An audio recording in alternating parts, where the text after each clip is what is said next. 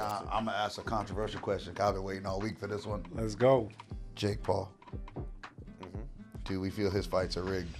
When the straight punches hit and connect with your eyelids, it makes them stick longer, so you're blinded longer For that half second longer. Yeah, It's the place where you come on vacation, Leave on probation. come back on a violation. Yes. It's crazy because I lost everything to gain everything. There you go. At this point in my life, boxing actually saves lives. So anybody who wants to do it and interested in doing it, I'll say do it because it will change your life. All right, we're back with another episode of In Max We Trust. I am Max. We got Vince Serrano. We got a special guest today. Sir. Yes, special sir. guest today. Vince, I'm gonna let you do the intro because Man. it's your man's pots and pans right here. Bruh, my dog, he is a BKFC fighter.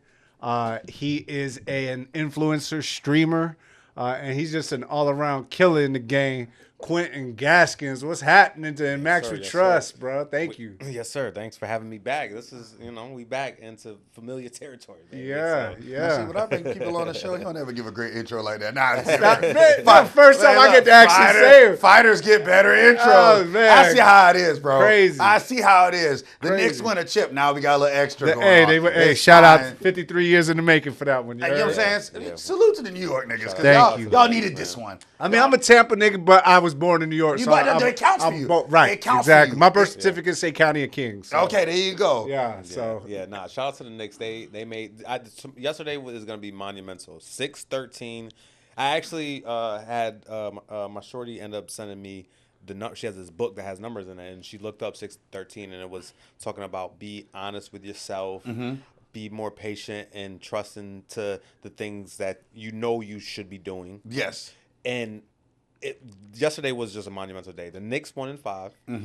All right. I ended up spending like 8 hours in jail. Very monumental. For some bullshit. I had Extremely some monumental, weed. I had actually. some weed on me and like a fucking pack of gummies. But The audacity of you to want to try to relax. The nerve. but the fact that I had that happen and then I got out and then the next one, it was amazing. Like the way that my spirit. On top of that, listen, I fell asleep for like 30 minutes while I was in there. Before I went to sleep, I had like all this anxiety, not nervous, but just like I'm just like mad at myself. You're mad because you're there. I'm there, right? Yeah. I fell asleep 30 minutes in this like uncomfortable ass position. Woke up and like all the anxiety was gone. Like not like going to sleep like emptied me from like feeling like I need to hurry up and get out. Like it's amazing what a little bit of detoxing because really it's not even like hard, right? I was just in this waiting room for like 8 hours and just not having my phone. No one, people that was expecting me, I'm thinking about them, thinking about me. It was just little stuff like that I was just like, man, this is not a place that I want to be. No.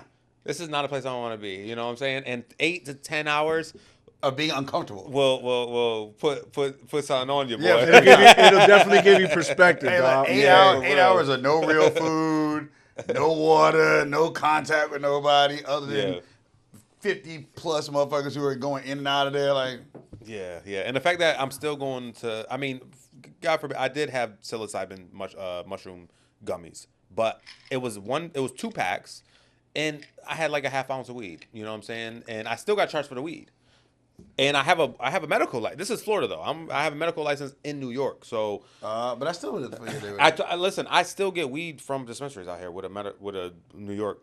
That's what I'm medicinal card. saying, So like- it's like they just need to change the laws federally and have it to the point where like we not dealing with little stuff like that. we not paying. Let me ask you know a what I'm question saying? though, because that like me, like, and I'm gonna be real with you, bro. I don't fuck with shrooms, right?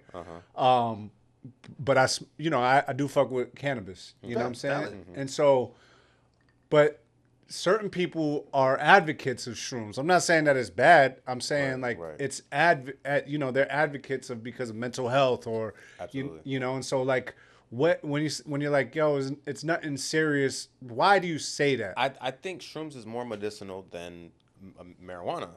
Although I smoke marijuana daily, I don't do shrooms daily. You know what I'm saying? I probably will do some gummies or a chocolate bar like maybe once a month or once every 2 months. Like Okay. I don't. You need to empty. You don't, and you can't like continuously do it because you won't.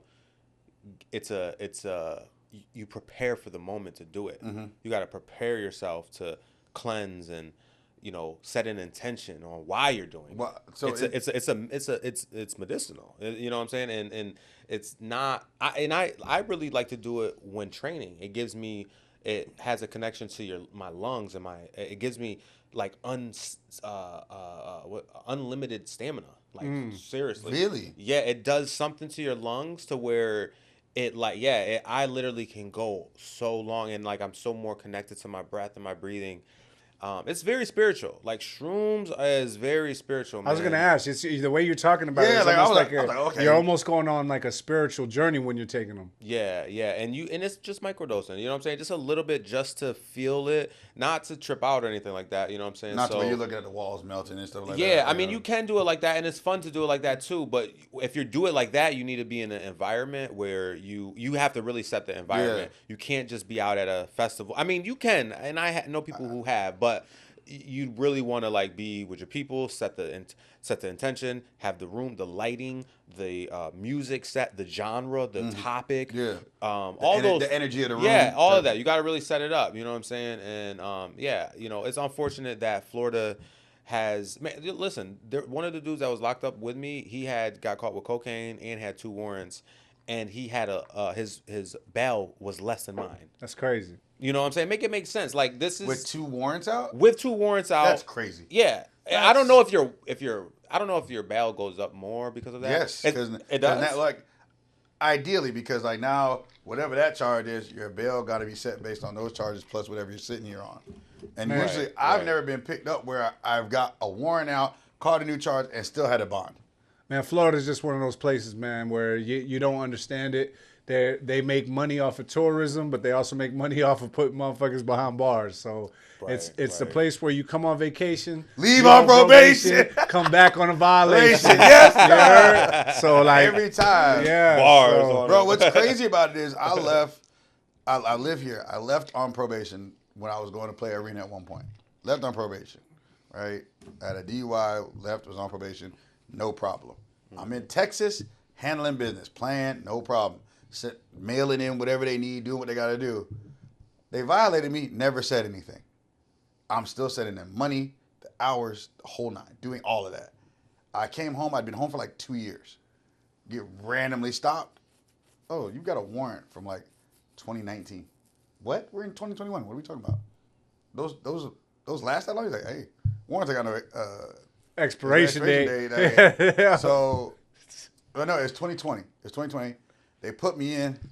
I'm like, all right, cool, it's whatever. I'll go see a judge. He'll look at the time and say, fuck it. I go in, sit for the first court date. He said, yeah, we're going to push you out, let you see your judge, because I pulled in Clearwater. Yeah. So they had to transfer me over, say, hey, this is the quickest court date we got in Hillsborough. Put you in front of your judge. 4 days before my court date, the world shuts down because of COVID. So you got stuck in jail. Stuck in jail. With COVID. Yeah. With COVID running around rampant. No, but what make it worse is you're in jail. You don't know nothing about it. Think about it. They're not telling you nothing. Right. They just, and like what they do tell you is. You only find out when people start coming in. People start coming in, or you're watching the news here and there, and like you just see the numbers. You see all they're showing is you like. See the ticker. You see the ticker. All these people infected. Oh my God, it's World War Z out there. I swear it is. I'm okay here. Hey, look. What am I? I'm in a bubble. But I don't watch Walking Dead. I know what happens next. You know what I'm saying? Yeah. But then you get out. I got to see my judge. My judge was like, what? Get him out of there. Get the fuck up out of there. I get outside. I'm thinking, all right, cool. I'm going to see traffic. No. Ain't a soul out there. 28 days later. But think about it. But what got me about that was like, it fucked with your entire mental. Yeah. Because of like, you went in, everything's normal. The world is now upside down when you come out. Mm-hmm. Like that shit. He got on a journey. Imagine you came out and it was I Am Legend. Yeah. You come out, it's I Am Legend type shit. But that shit different. That's definitely got to be an interesting, perspective, because there's so many people that I know that were like in like vulnerable, like on vacation, overseas, like all these different situations. I was lucky to be in a really, really good situation when COVID happened, and on top of that, I got my first job for like 7 months.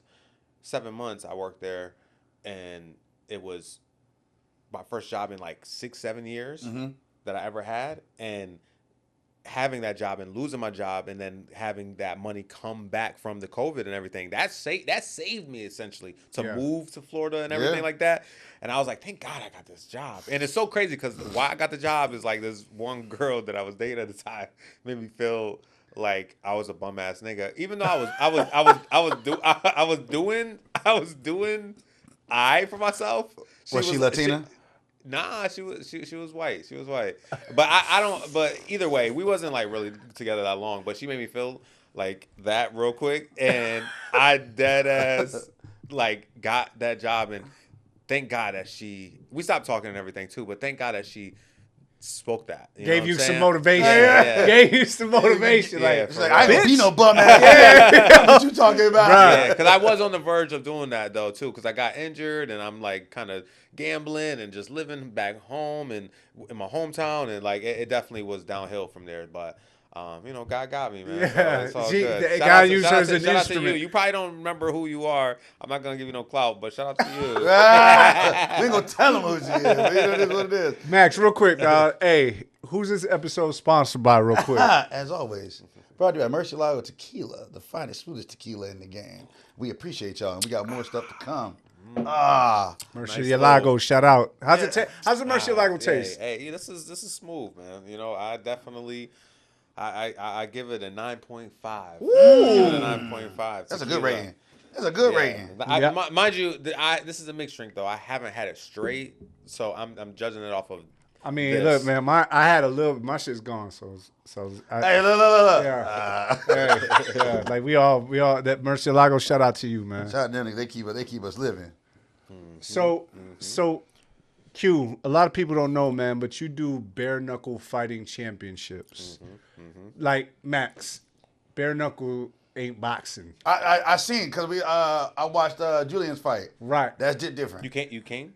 No, I had to watch it. Yeah. Where was you at? I was at work watching that bitch. Okay. Yeah, on the laptop. So Max is a entrepreneur, right? And so not only does he do the podcast, but he has various getting money ways, right? And so, but he also kind of realizes, like, the guests that we have on the show, they have their like celebrity thing, right? And right now yours is knocking motherfuckers out without no boxing gloves on. Like, your shit is like a street fight, a sanctioned street fight. Yeah.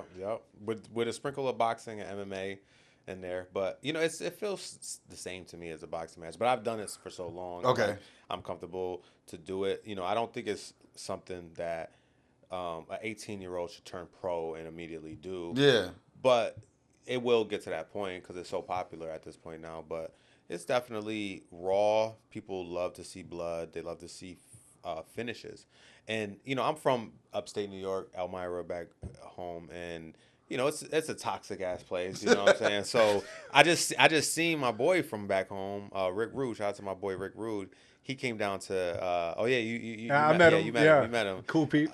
We was down in Miami at the fights, and I was like, because I know people be hating from back home, but there's still love there. You know what I'm saying? So I was like, so what's the what people talking what's like? The vibe? Yeah, what's the vibe like? Like me doing bare knuckle. He was like, they love it. Yeah, I mean, they toxic as hell, so they love it even more because it's more violent. It's more, it's just the whole entire production. You know what I'm saying? Sean Whitlock is, like, I didn't even know he was Bellator. I didn't know. Bellator. He's MVP. He was for the Jake Paul, Mike Tyson. I didn't know that. All man. that. He's he works with everything. Sean Whitlock. He told me not to tell anybody, but Sean. Too late. We're gonna tell it. I'm telling you. We're gonna tell it. Sean Whitlock personally came up to me after the fight and told me that you are my favorite BKFC fighter. Damn, that's crazy. That's big praise. After my last one. That's big praise. You know what I'm saying? He's done a lot of fights, and but he's seen the growth from my first one to this last one. I've been confident through it all. Even from my loss, I knew I lost. Like, when the fight was over, I felt like I lost. A lot of people felt like I won that was watching it, but I felt like I was losing. Like, I couldn't stop his jab at first. The first 2-3 rounds, I couldn't stop his jab from touching me. It wasn't like it was hurting me; it was just touching me. It's points. And yeah, exactly. And bare knuckle, it's hurting your vision, your eyelids. Like, that's the thing about bare knuckle. When the straight punches hit and connect with your eyelids, it makes them stick longer. So you're blinded longer. For that half-second longer. Yeah, compared to boxing gloves. You know what I'm saying? Okay. That happens once in a while with boxing gloves, but they got to really dig into the eye to get it. But that's one thing about... So I made the adjustment because I kept trying to parry his shots, and my head was staying still. So I was missing, and he was catching me still. So I made the adjustment to slip first, and once I started to do that, I had success. The 4th and 5th round, I came back, almost knocked him out. So I'm not even upset about that loss or anything like that, but I definitely want to run it back with Logan's. Hopefully in the near future, he's one of the top 5 guys. Who is it? Logan Sphere. Yeah. That was my second BKFC fight, but that loss alone, a decision. Like when people were like, "Oh, he lost a fight. All right, let me go watch it." They watch it and they're like, well, I don't know. He might have not lost that fight, and that's a great way to have a loss on your record because some people will accept a fight against me. They're like, "Oh, he lost before. Yeah, I lost." But I mean, you didn't watch tape. Yeah, exactly. And it's like at the end of the day, I've never been knocked out. So it's gonna be a tough fight. We're going 5 rounds, or I'm knocking you out. You know the crazy thing, Max, because Max, we're all professional athletes here, right? I play professional basketball. Max played professional arena, and you're a professional fighter. And I'm gonna be making my pro debut too. Crazy thing in fighting, but the crazy thing about this though, Max, and this is the thing. I feel like he's like being like the Wolf of Wall Street, the Wolf of BKFC. He's like, don't judge me on my wins, judge me on my losses, right? He's talking about his losses. Right, he ain't talk about how he been starching motherfuckers these last couple of fights. I've been right on short notice, which is 1 week notice, 2 week notice. Oh, that's crazy. And I'm knocking them out. You know what I'm saying? But I'm talking about dramatic fashion. Yeah, like to the point where it's 3 knockdowns, both fights I've won. First round knockout and then second round knockout. But I didn't think I could top the one before this last fight because I knocked him down 3 times in the first round and finished him with a vicious uppercut, but I'm like, damn, that's gonna be hard to top. But this last fight, it went to the second round, and the bell rung when I dropped him, and they counted him out. I didn't really realize how good. Like when you're in the fight, like you don't really know. Like you're getting hit, you're hitting them, but you don't really know how bad is. You're so in the moment. You're kind of getting tired. You're just hoping that it's over. Yeah. You know what I'm saying? But a lot of times it's not, especially boxing and MMA, you know what I'm saying? But this bare knuckle, I just feel like I could just put my will on people, my style, and drown people in a way that is very uncomfortable. Like, you got to really fight me. And the ring is not, it's not that big, the one that in Clearwater. I was going to say, the ring's not that big. The only little bit I've seen of bare knuckle, the ring seems so much smaller. There's bigger rings, and I've fought in both. But that really is the thing, is the smaller rings, like you gotta really go ahead and get it. There's no running, ain't nowhere to really go. You gotta fight, bro. And you like you can't.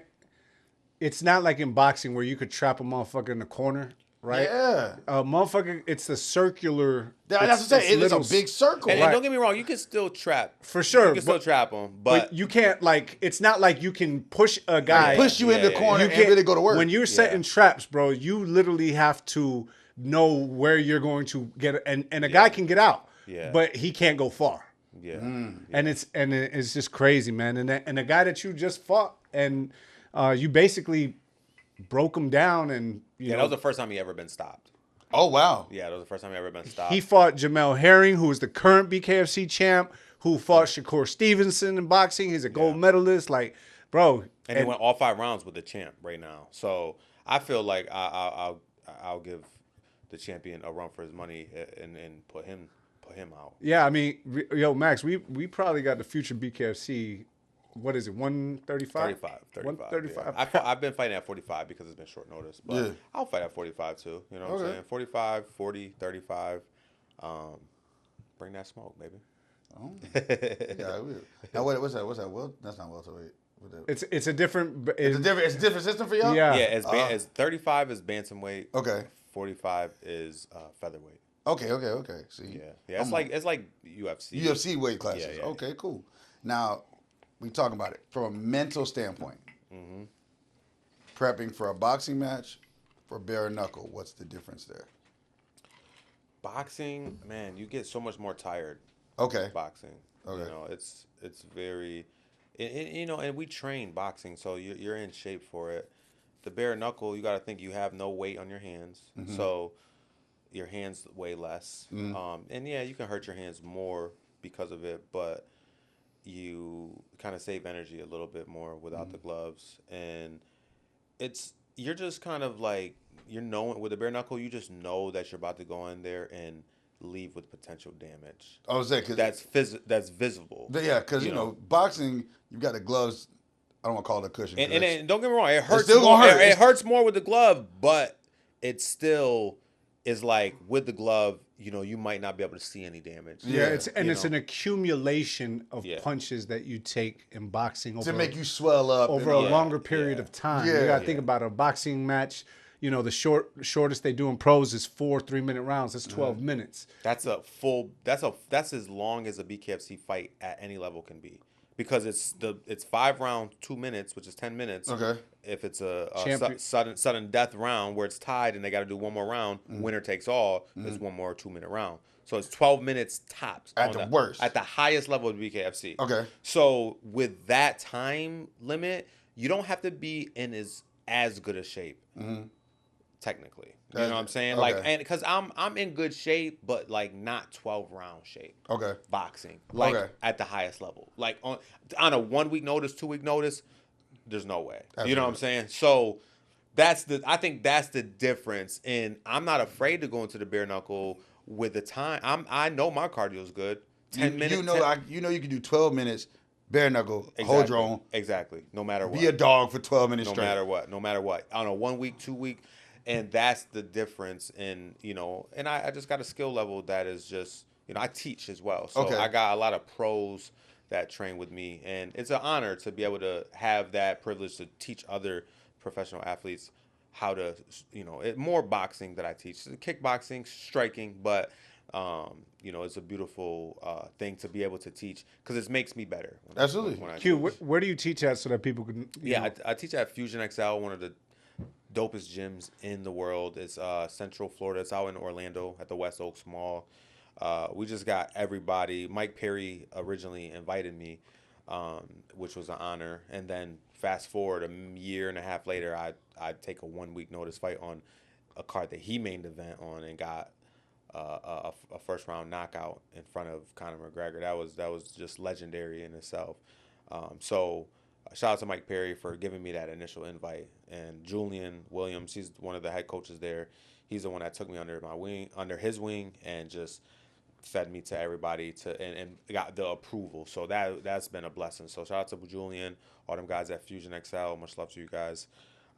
You already know we running the world. Combat night, they are killing it with the fights, man. We got a feeder. That's the thing. We got gyms and we got a promotion that is a feeder to the UFC. So it almost sounds like the way y'all talk about it, because you know I'm a football guy. Yeah. The way I analyze what he just said, it's like, all right, cool. I got a training facility.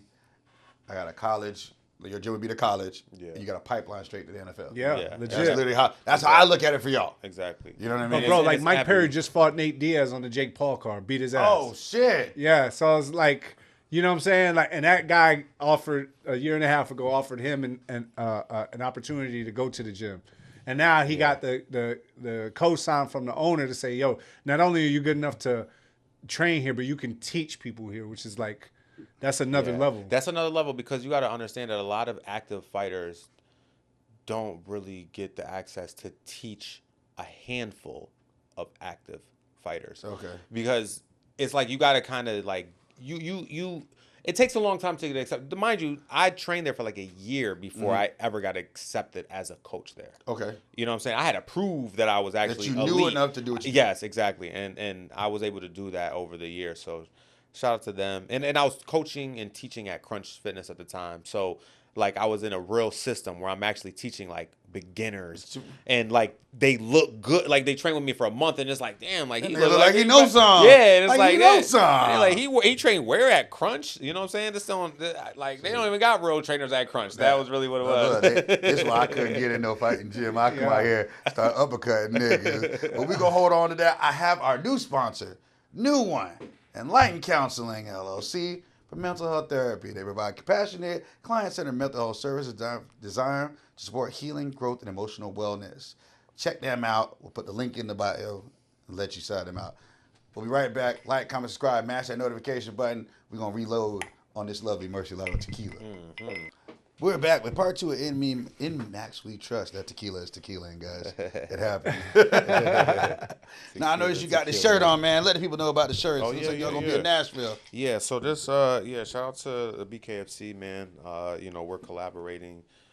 We just made these shirts ourselves, actually, just to come up with like a idea before we get out there. But we got the official BKFC fights in Nashville, the first time ever in the city. It's going to be this coming Friday, which is June 19th, I believe is the date. Yeah, June 19th is this Friday. Listen, Nashville, I like, as far as the city goes, every time I've been to Nashville, it's been super love. The music vibes. Like, have you been to Nashville? I've been to Nashville once. You been to Nashville? You been to Nashville? Hell yeah. Like, Nashville's a beautiful city, man. I went to Nashville for the hurricane because I was like, fuck it, I love Nashville so much. I'm going to go up there again to my grandmother and Give you an everybody. excuse to get up there. Yeah, bro. That Nice, shit, Nashville's nice. great, man. Yeah, Nashville. The music city. The culture is like just beyond. Like, when I went into like a couple different spots and went up to each floor and seen that there was live performers at every single floor in like every single spot, and outside free music, harmonicas. I got hypnotized by a harmonica. It was incredible, and I was like, man, this is a beautiful city. So for us to have fights there, in Jelly Roll, he has his restaurant. Yeah. his There's gym. a bunch of that 4 flights on the corner of Broadway. I've been to that shit. That shit's crazy, Yeah. man. It's a place. Yeah, like you said, man. Jelly Roll's got his stuff. Blake, whatever the guy, Blake Shelton. Blake Shelton. Shelton's got his spot out there? Yeah. Okay. Yeah, Theo Vaughn lives out Yeah. there. too. Yeah. Shout out You know, Theo Vaughn, yeah, shout out because he Theo used to Von. be here. Okay. He used to live out here in Tampa, and he used to be on that show Road Rules back in the day. Okay, MTV's A okay. Challenge. Now he does stand-up comedy. So I watched him during his Road Rules Challenge days. So when he comes down here doing his stand-up, I make it a point. I'm going. Yeah. And the last time I saw him was in Nashville. Yeah, he be talking about Tampa too, man. He's like Tampa's. Because he used to live here. Yeah, it's Yeah, crazy. he be talking Yeah, shit, nah, man. shout I'm out- like, you can say it. You used to live here. Shout out to Theo Vaughn. Yo, we really want to give him a free invite, VIP experience. So make sure y'all go and tag Theo, and hopefully we can get him to the BKFC Nashville. So make sure y'all do that for your boy, man. For real. We'll do it right here. Theo Vaughn, be with me right here. Yes, sir. BKFC Nashville, June 19th. They got tickets at the door for you. Just pull up, Pull up. show up and show out. Absolutely. You know We what I'm got the saying? full VIP experience for you. We got a package waiting for you with some merch, the official gloves, the boom fist, and we're gonna show love, man. So this is, like I said, the first one. So we're doing a meet and greet. Me and my team, we put together the first meet and greet for the BKFC, and we're gonna do it like a fan expo, and we're collaborating with Buffalo Wild Wings. Shout out to Buffalo Wild Wings for giving us a space. No charge, just bring the people. That's what we wanted. But there is a lot of stuff going on. The World Cup. There's a lot of stuff going on. So Nashville's super busy. So every place that we called and reached out to was It's super packed. Yeah, and- they and- super. and They it was all about the money. Yeah, it was all about the money. So shout out to Buffalo Wild Wings for making a collaboration with us, and we're gonna set up all the fighters that's gonna be in town. We're gonna have them promoting their merch, and we're gonna have basically poster signing and photo ops, and we're gonna have a panel as well, so to sit down with people who experiencing it for their first time. So it's gonna be dope, man. What kind of merch y'all got? So I'm gonna have my own, for the most part, because we did it short notice. We teamed up with a BKFC short notice. We only are bringing what we have. You know what I'm saying? I designed Chris designed this shirt. My shirts that I'm bringing, I designed those. I told all the fighters, if you have any memorabilia, anything, just bring it yourself. That's why I just hit up Russ and just got the poster that I just gave you from him. So You're doing a raffle too, aren't you? yeah, I'm gonna do like a raffle at the fights. I'm gonna do a lot. I just got my website situated, so we have my domain, and we're gonna be doing lotteries from there with a bunch of different merch. You know what I'm saying? So you can pay $5, $10 for whatever you want to get a ticket, and then it's basically a raffle online. So that's definitely going to be something that we're gonna be doing more often to try to get, and we're gonna have like exclusive pieces. Like my boy Rush just gave me a whole 2 boxes of BKFC Domino's. You know, I wish I brought it inside to show y'all. Showed the people. But it's exclusive. Y'all gonna see it. And I got my I'm actually raffling off my trunks from my last fight, Vince. The trunks, the shoes, and the hand wraps. Everything has blood on them. Damn. I'm gonna raffle that along with the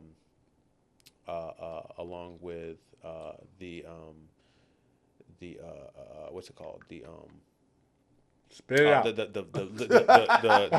the miniature belt. My bad. The miniature belt from the BKSC that Russ made. That's so I'm gonna put that all in the package. Yeah. So shout out to Russ, man, for all so that memorabilia. who are you fighting on this night? I'm not fighting. So I'm not fighting in Nashville. So I'm going to do the Fan Expo. Okay. And to basically give the city an excitement build up to the fight. This is the first one ever. This was the first one ever in Nashville. So it shouldn't be hard because the city is already full of excitement. Everybody's going to be out there for music, shows, venues. So we're going to collaborate with Buffalo Wild Wings and a couple other clubs. Okay. Yeah. So for bare knuckle, right? Mm-hmm. How did you transition to it? Like, did you jump straight into bare knuckle, or were you boxing first, then getting into it? Like, yeah, no, it was boxing my whole life. You can't really train bare knuckle. You That's know what I'm saying. Like, you got to be ready for it and have that in you in order to do it. You know, I think MMA is the closest thing to it. okay, You know, you still have gloves on, but you can get hit with elbows. yeah, You can get hit with knees and kicks. you can't slam nobody though. You can't in the BKFC. You can't. You can only clinch. You can clinch with one hand and you can dirty box. We saw. So he knows Julian because Julian. Julian. You can't slam. But I'm not gonna lie. Like low key, as much as I love Julian and I love both of them. Yeah. Julian was wrong for doing it, but I do feel like Bryce could have gotten up and fight. You know what I'm saying? He wasn't enough. And it's a great opportunity for him to not. But either way, Julian was wrong. Bryce could have got up. I feel like they both were somewhat responsible, but I love them both. So I did like because me being new to watching bare knuckle because that's the first time I watched it. I'm like, why he didn't just get up? Like I'm over here confused. I'm like, yo, what and I could be wrong. I could be wrong. I did see he went to the doctor, and I don't know. It ain't look that bad. Yeah. That's what I'm saying. It look like don't get me wrong. Julian got one, but it wasn't like he knows Julian from. Julian went into the club where he works at. Yeah. Did he have to get carried out by security? Absolutely not. He upstanding gentleman that day. Nice. You know what I'm saying? My guy. But it was funny because I recognized him from his the Ultimate Fighter days. I recognized him. I was like, oh, that's the dude. Let me bang. Is that how you met Vince? Nah. I know him from the podcast. Okay. Business partner. Yeah. Okay. So I was over here. I remember Julian from the Let Me Bang, the clip that went nuclear. Yeah. So I was like, hey. I tell my other man, hey, that's Julian Lane. I remember him. And, he might have had one or two. You know what I mean? Had a good night. Yeah. It's time to leave the club. One of our security guards doesn't know him from a can of paint. He's like, hey, man, you got to get up out of here. He's trying to, push him out the door. Julian turned around and said something to him. And he's like, man, my employee goes, I beat that dude's ass. I said, I bet the fuck you won't. I said, if you want to go out there and try your luck, by all means, brother. But I'm locking this door. That ain't got shit to do with me. If he dog walks you, But, I said, you didn't know, you couldn't look at Julian until he fights. Right. He ain't had a tattoo on his face at the time, though. No, back then, no. Back then, no. Now you know. He immediately recognized I knew who he was off rip. I was like, yeah, let's not. Other dude going and walking into a head cracker. You know what I'm saying? He's already a little amped up and riled up. Yeah, that's not going well for you, bro. I don't give a fuck who you are. You're not rolling up on anybody with real fight training and just being like, I'm a dog walk them. Professional. Like professional ass whoopers? That's not. Look how tough you are in the streets, bro. That's not saving you. It's different when you get in there with somebody that. Because the psychological aspect of it is different. The average Joe gets into a fight, you're in just a pure fight or flight the whole time. Mm-hmm. 30 seconds. 30 seconds, you're done. That's it. That's all you got in you. A fighter sit there and play with you for 30 seconds and let you think about what's going on. Mm-hmm. The mental fortitude that it takes to do what y'all do, hats off to y'all. I'm trying to crash out for a hot 30 minutes and call it a day. Yeah, no, it's definitely very therapeutic once you get the emotions under control, and you get the fear of everything, because it's really a lot. Like, you gotta, like, even just getting over the fear of the crowd watching you it takes a lot of fights to get past that. Really? Yeah, that part was hard for me for sure. Like, as a kid, but I just kept fighting and just getting better at it, and hearing your corner. You know what I'm saying? Hearing your instruction, because sometimes, not all my coaches, but some of my coaches can walk me. Like, Walk through the whole fight. The whole fight. That's crazy. Yep, there it is. Keep using it. Double it up. Go. You already know what we worked on. Boom, there it is. Now keep it. Like, I can have somebody actually talk me through a whole fight. I always wonder how y'all can hear that. With I know for me playing football, I know there are times no matter how loud the crowd is, I can hear my coach. You're listening for adjustments. You're listening for calls they're making. And I'm always like, but in a boxing ring, the arena's big. The ring is smaller. It depends on where you're at, how big the crowd is at the time. Like, because if I'm on the other side, you're on the far side. Of it. You know what I'm saying, versus closer. You know, like we do hearing tests. Like, when I jump into the ring, I move around and can you hear me? Can you hear me? No, I can't. Okay, like, we do a test. So then they know when we test. Yeah, we test with volume. Yeah. So when was I like to ask this question here. When was the one time you stepped in the ring and truly had to trust the process? Truly had to trust the process. I would say these last two fights, because I took the fight on 1 week notice, and when I took the fight, the first one on 1 week notice, I didn't even look up to see who I was fighting. I needed the opportunity where I was at in my life, and it was such a big opportunity that I was actually preparing for, just in case, and it happened to come. And I'm like, wow. Ain't that something? Was that his last one? Yeah. No, it was the Mike Perry one. Oh. Yeah, it was that one. That was Knucklemania. Nah, it was actually Jersey, the first one ever in New Jersey. That wasn't a Knucklemania?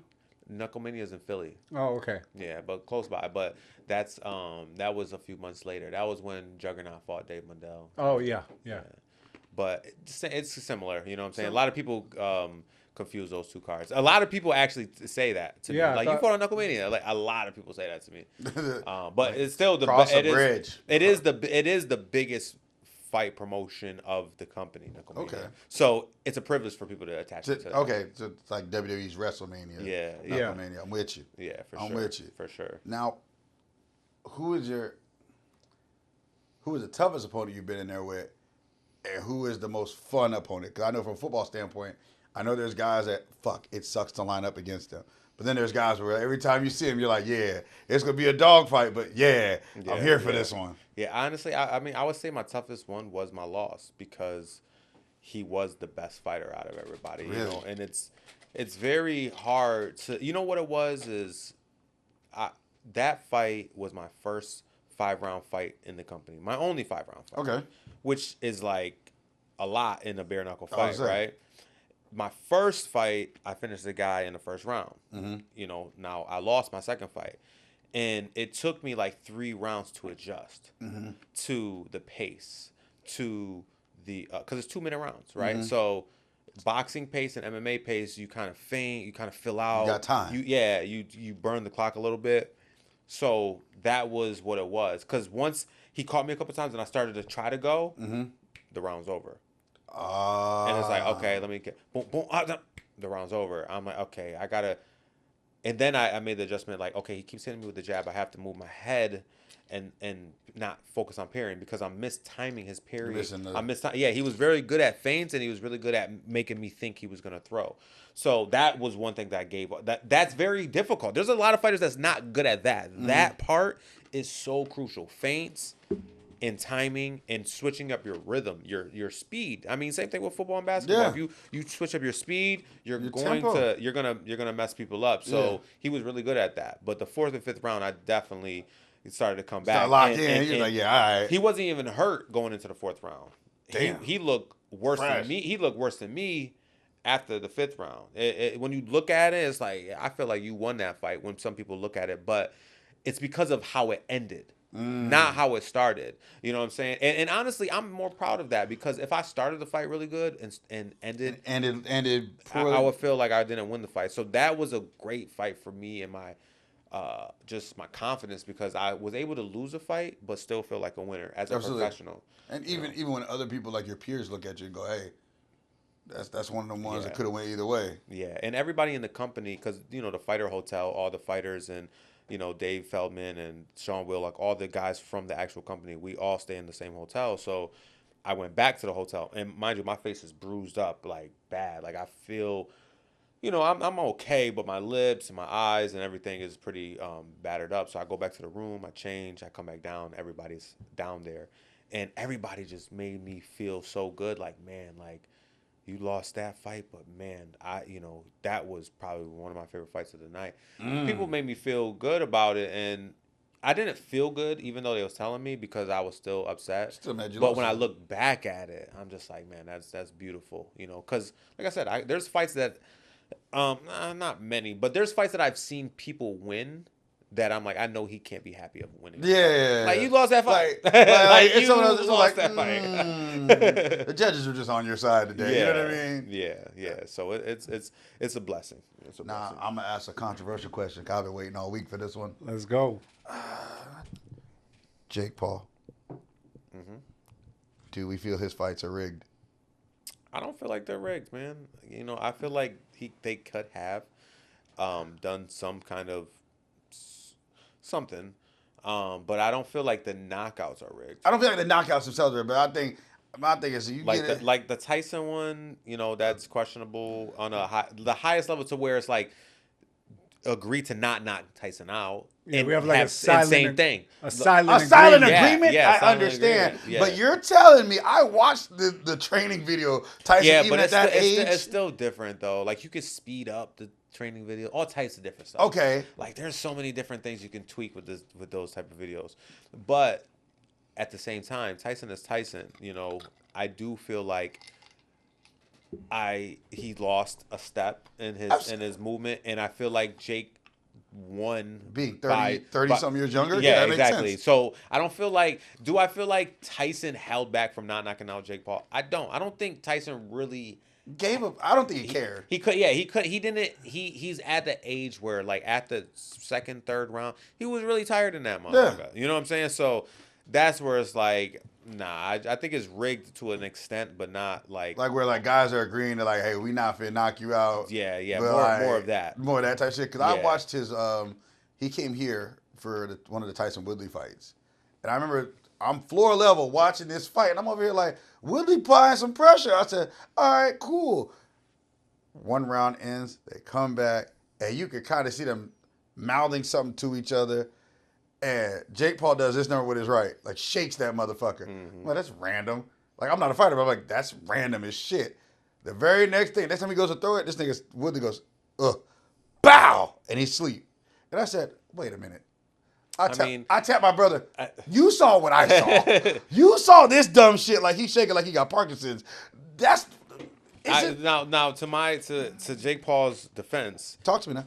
I do movements where I'm trying to. Oh, you twitchy with it. Yeah, I'll do stuff to make them look. Look here, pow, hold that. Yes, there's those type of subtle movements are boxer movements. Okay. So to his defense, it could be just one of those things. Yeah, for sure, 100%. So shout out to Jake Paul and all of what he's done. Because honestly, what he's done is just open up the eyes to. I mean, I think that's why Mike Perry has Dirty Boxing and John Jones has come in with him. I think that's why Conor McGregor came into the BKFC. Like, look at how big the White House fights are tonight. Mm-hmm. Tonight, the White House, we're having fights in front of the White House. We just had fights in by the pyramids.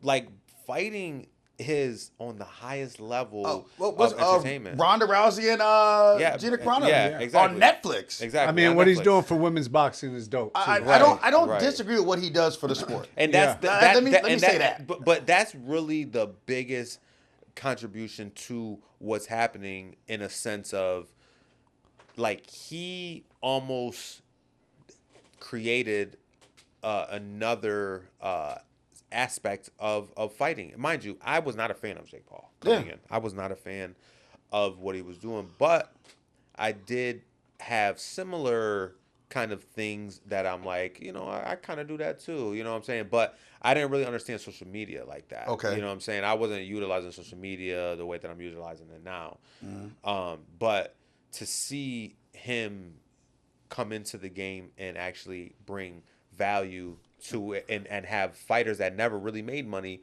from it Make come in and real money. make real money and teach us the formula. I think that's the beautiful thing. That's like Dean coming in and teaching AB and Adrian Broner with the streaming. Absolutely. He's bringing him into a world that, and it's hard to believe that you can make all this money from just being on a camera. And it's hard to think that, you know what I'm saying? And to see it, it's kind of like, it's still like, it's a hard job though. People think like this is easy. Streaming is ungodly difficult because I've watched some people that people I know personally. Then you see like celebrities like on like TikTok doing those streams over there or wherever version they do their streams at.